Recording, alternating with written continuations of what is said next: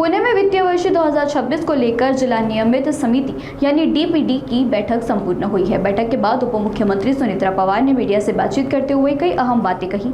उन्होंने कहा कि कई वर्षों से पूर्व उप मुख्यमंत्री अजित पवार के नेतृत्व में पुणे जिले में विकास कार्य की गति मिली है। उन्होंने कहा है कि उनकी कार्यशाली आर्थिक नियोजना में अनुशासन और विकास कार्य में निरंतरता आज भी प्रशासन के लिए प्रेरणादायक है। उप मुख्यमंत्री ने यह भी कहा कि जो विकास कार्य अंतिम चरण में है उन्हें प्राथमिकता दी जाएंगी ताकि वे समय पर पूरा हो सके। आइए नजर डालते हैं इनके बयान पर।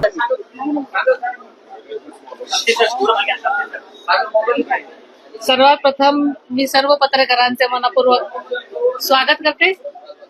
आपल्या जिल्ह्याच्या विकासासाठी आणि ती माहिती विकास कामांची माहिती जनतेपर्यंत प्रभावीपणे पोहोचवण्याचं महत्त्वपूर्ण कार्य आपण सगळेजण सातत्याने करत आहात, त्याबद्दल तुमचे सगळ्यांचे मनापासून आभार। या आर्थिक वर्षाची म्हणजे 2026-27 जिल्हा नियोजन समितीची आज बैठक अतिशय चांगल्या प्रकारे पार पडली। ही याची पहिलीच बैठक होती। अनेक वर्ष आदरणीय दादांच्या नेतृत्वाखाली पुणे जिल्ह्याचं काम सुरू होतं। त्यांनी पुणे जिल्ह्याच्या विकासाला दिलेली दिशा, आर्थिक नियोजनातील शिस्त आणि निधीचा काटेकोरपणा आणि परिणामकारक कार्यपद्धती आणि विकास कामामध्ये ठेवलेला त्यांचं सातत्य, वेग आजही आपल्या प्रशासनासाठी प्रेरणादायी आणि मार्गदर्शक आहे। आजच्या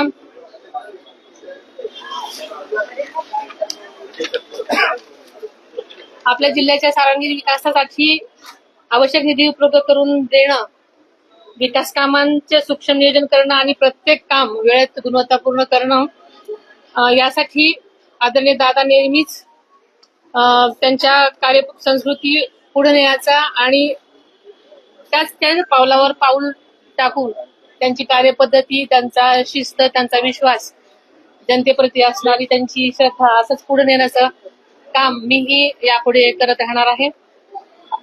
आपल्याला माहिती आहे की देशाचे आदरणीय पंतप्रधान नरेंद्र मोदी साहेबांनी आताच आपण विचारलं की इंधन बचतीचं आणि तसेच डिजिटल व कार्यक्षम प्रशासन या संकल्पनेला अनुसरून आम्ही सुद्धा आजची जिल्हा नियोजन समितीची बैठक तसेच खरीप हंगामाची बैठक सुद्धा ऑनलाईन पद्धतीने घेतलेली आहे, जेणेकरून इंधन बचतीचा अनेकांचा प्रश्न इथे नक्कीच कमी झालेला आहे आणि अतिशय यशस्वीपणे आमच्या ह्या दोन्ही बैठका पार पडलेल्या आहेत।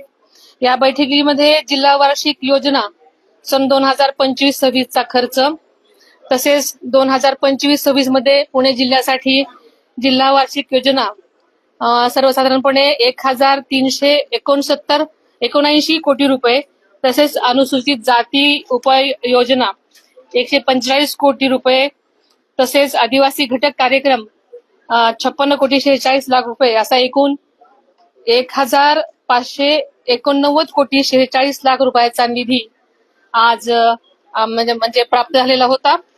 आणि आपल्या जिल्ह्यासाठी प्राप्त झालेल्या निधीपैकी 100% निधी आपण जिल्हा प्रशासनाला म्हणजे खर्च करण्यामध्ये यश आलेलं आहे आणि ही अत्यंत समाधानाची बाब आहे।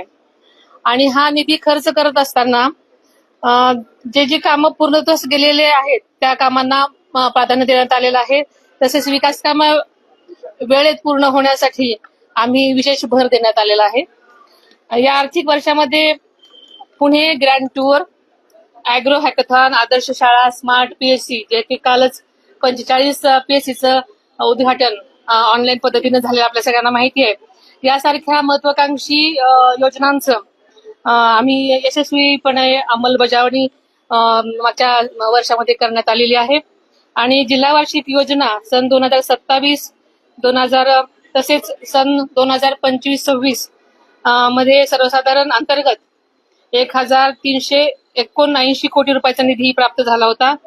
तसेच 2026-27 या पुढच्या आर्थिक वर्षासाठी जिल्हा वार्षिक योजना याच्या अंतर्गत 1422 कोटी इतका निधी अर्थसंकल्पित करण्यात आलेला आहे आणि गेल्या वर्षीच्या तुलनेमध्ये 93 कोटी या वर्षीच्या ह्याच्यामध्ये अर्थसंकल्पात वाढ करण्यात आलेली आहे.